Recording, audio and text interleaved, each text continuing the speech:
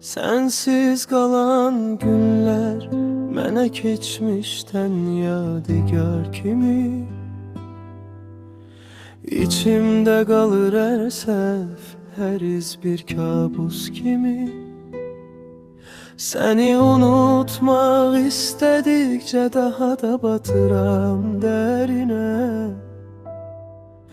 Qəlbim döyüşür özüylə, uduzur yenə səninlə.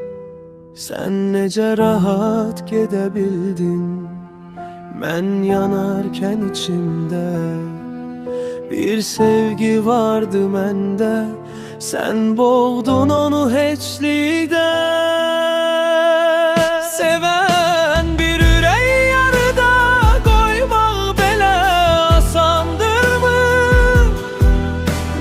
Bir insanı susturmaq içində öldürməkdirmi?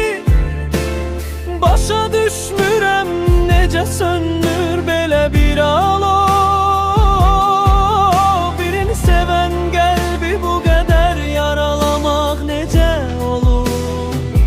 Sevən bir ürək yarıda qoymaq belə asandırmı? Bir insanı susturmaq içində öldürməkdirmi? Başa düşmürəm necə söndür belə bir alov. Birini sevən qəlbi bu qədər yaralamaq necə olur?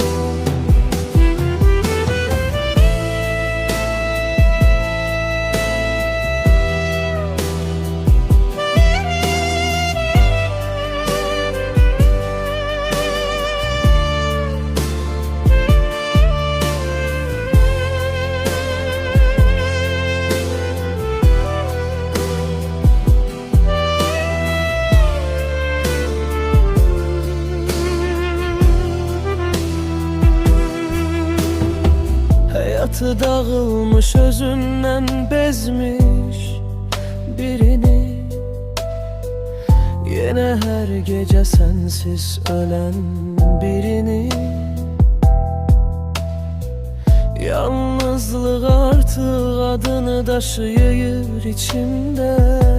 Sanki kölgəmdə sən olub gəzir yanımda gecə gündüzdə. Sen gedərkən məni özümə məhkum ettin. Bir sevgi adı altında məni məhv ettin. Sen utanmadan məni yarı yolda buraxdın. Sevginlə məni yandırıb sonra duman oldun. Seven birini Mecnun kimi tek koymak en böyük yanlış, en ağır bir yalanlık. Seven bir ürək yarıda koymak belə asandırmı? Bir insanı susturmak içinde öldürməkdirmi? Başa düşmürəm necə sönür belə bir alov.